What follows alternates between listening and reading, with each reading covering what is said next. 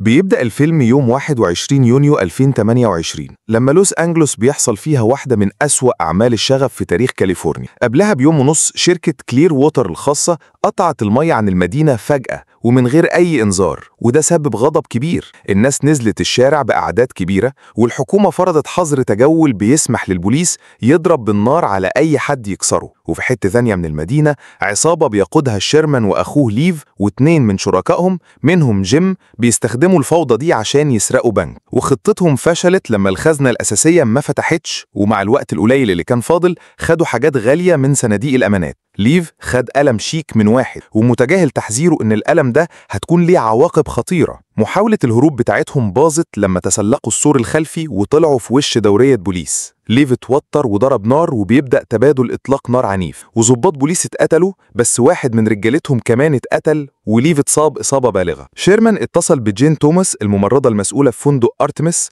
وهو مستشفى سري للمجرمين ليه قواعد صارمة: ممنوع الشجار بين النزلاء، ممنوع إزعاج الموظفين، وكل الأسلحة لازم تتسلم عند الدخول. وبكده بدأت ليلى هتحبسهم كلهم جوه أسوار فندق أرتمس. شيرمان وليف اتسمح لهم يدخلوا بعد التفتيش، بس جيم اترفض لأنه مش عضو، ولما جيم اتعامل بعنف الحارس بتاع جين إيفرست طرده بره، وليف اتاخد لغرفة هونولولو وشيرمان لغرفة واي كي. جين شالت الرصاصة من ليف ولقت الكبد بتاعه متدمر جدا، فطلبت عضو صناعي عشان عملية الزرع. البوليس بيقطع الكهرباء عن المدينة عشان يقدر يتحكم في الشغب، ولوس أنجلوس كلها بقت ضلمة، بس فندق أرتمس فضل منور باستخدام مولدة احتياطية. جين بعتت إيفرست عشان يشغل مولد تاني على السطح عشان يرشد الأعضاء اللي محتاجين يلجأوا. تاجر سلاح اسمه أبو بوكو وقاتلة ماجورة اسمها نايس كشفوا عن أسرارهم. نايس كانت جرحت نفسها بالعمد عشان تدخل الفندق لمهمة اغتيال خطيرة، واتصلت بالعميل بتاعها عشان تطلب فلوس أكتر. شيرمان خد حقن نانو بوتس عشان تسرع شفائه، وفي لحظة هدوء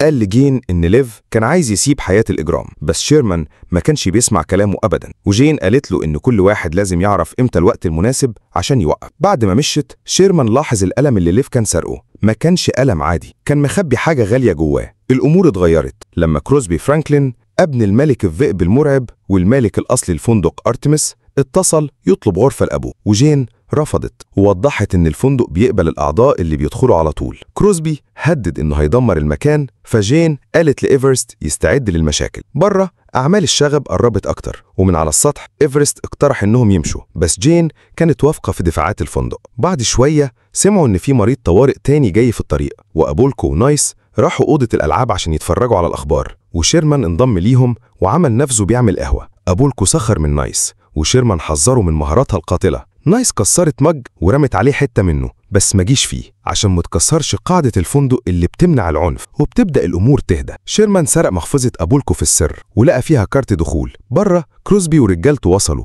وقفلوا كل المداخل بأدوات لحام، وتأكدوا إن مفيش حد يقدر يدخل قبل ما الملك الذئب يوصل. وفي أوضة المراقبة جين شافت ضابطة بوليس مصابة بره الفندق، كان اسمها مورجان، ما كانتش عضوة بس كانت بتترجى المساعدة. جين عرفتها وترددت، وإيفرست حذرها من إنها تدخلها وفكرها إنه في أكتر من 20 سنة مفيش حد من بره دخل. كسر القاعدة دي ممكن يدمر الفندق لو الملك الذئب عارف، بس جين قررت إنها تنقذ حياتها بدل ما تتبع القواعد.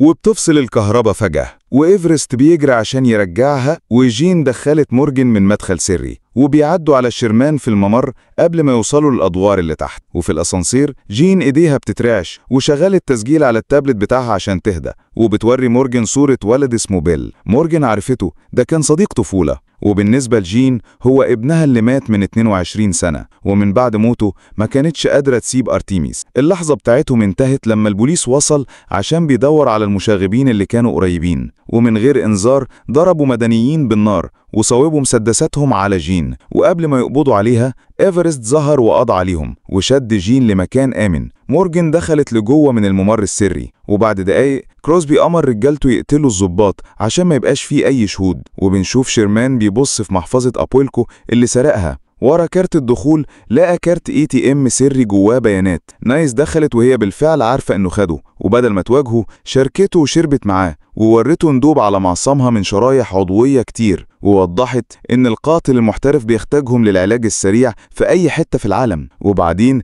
كشفت ان مهمتها هي اغتيال شخص جوه أرتيميس، والخطة اتغيرت لما شيرمان وراها القلم اللي ليف خدها. نايس فتحته بسرعة وكشفت عن ألماس قيمته 18 مليون دولار.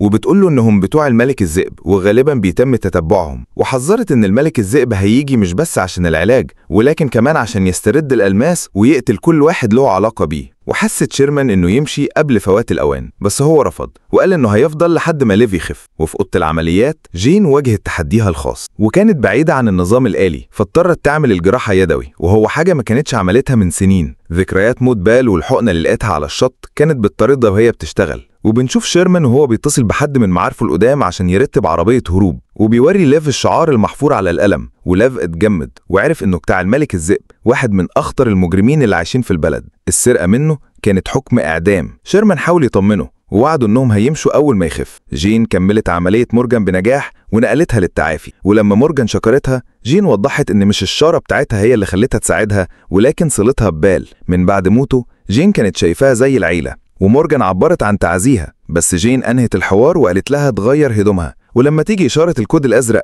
إيفرست هيخرجها. جين جهزت أوضة نياجرا المخصصة للملك الذئب وشغلت بروتوكولات الأمان وراجعت المعدات وتأكدت إن كل حاجة جاهزة. وهي قاعدة لوحدها فكرت تاني في جرعة بال الزايدة على الشط، وبيحصل تنبيه من النظام بيفوقها من ذكرياتها. الملك الذئب كان في طريقه، وبره رجالة كروسبي كانوا مستنيين. وبنشوف شيرمان بدأ يتحرك في نفس الممر السري اللي جين كانت استخدمته قبل كده، وفتح لوحة عشان يوصل للممر اللي تحت الأرض. وعلى السطح أبو كوالكيكو كان مستني طيارة هليكوبتر، وشاف نايس وهي بتتفرج على وصول الملك الذئب، وأدرك إنها ناوية تقتله وحاول يتدخل بس هي سكتته على طول. وبعد دقايق الملك الذئب دخل مدخل الفندق مصاب ومعاه كروسبي والحراس، ونظام الأمان سمح له هو بس يدخل. ورغم إن كروسبي كان ابنه، الملك الذئب اتبع قواعد الفندق وسلم أسلحته قبل ما يدخل، وبيدي كروسبي خاتم العيلة المفروض يستخدمه بس لو ما نجاش من الإصابة. وفي نفس الوقت جين بعتت كوب أزرق لإيفرست وقالت له إن مورجان ممكن تخرج من الممر. وقبل ما تمشي جين اديتها جرعتين إضافيتين من المسكنات. وهم بيتحركوا في الممر المخفي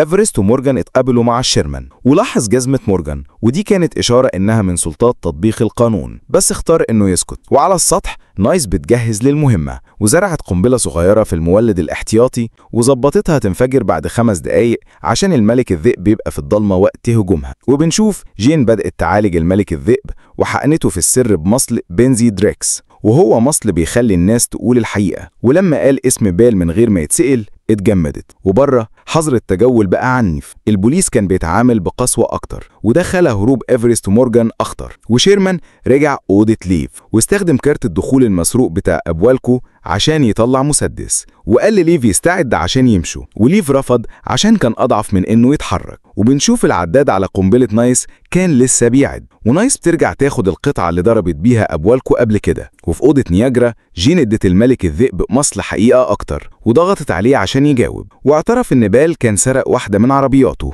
وتباعا لقواعده غرقه حي وادى رشوة للبوليس عشان يقولوا إنه مات بجرعة زايدة. والاعتراف ده حطم جين لأنها لمدة 20 سنة كانت بتخدم الراجل اللي قتل ابنها، وهي مليانة غضب شالت مشرط وكانت هتموته. عداد القنبلة وصل ل40 ثانية ونايس بتتحرك ناحية هدفها. وعلى السطح أبوالكو صحي لما الأخبار ورت إن أعمال الشغب وصلت لأرتيميس، وبتنفجر القنبلة وقطعت الكهرباء على طول. في أوضة ليف جهاز مراقبة القلب بتاعه طفى وجاله سكتة قلبية، وجين سابت الملك الذئب وراحت بسرعة عشان تنقذ ليف بجهاز صدمات محمول. وبنشوف نايس وهي داخلة أوضة نياجرا ومسكت الملك الذئب وهو مش واخد باله وقتلته في ثواني. والانفجار وقف هليكوبتر أبوالكو من إنها تهبط، وشيرمان وقلبه مكسور اعتقد إن موت ليف سببه انقطاع النور. وعلى التابلت الطبي بتاع جين شاف الملك الذئب ميت ونايس في الأوضة، وأدرك إنها السبب في موت أخوه. وشيرمان واجهه، بس قبل ما الخناقة تكمل أبوالكو دخل وضرب شيرمان بالرصاص، وبيقوم شيرمان المصاب وبيقتله قبل ما يقدر يضرب نايس. وبنروح لكروسبي وبيشغل ميزة مخفية في خاتم أبوه، وده عمل انفجار كسر قفل الباب، ورجالته اقتحموا الحيطة واقتحموا أرتيميس. وإيفرست وصل وساعد جين وشيرمان وجثة ليف عشان يهربوا من ممر سري، وهو فضل ورا عشان يحارب طاقم كروسبي. ونايس عارفة عواقب اللي هي عملته فسلحت نفسها بسكينة جراحة واستعدت عشان تواجههم.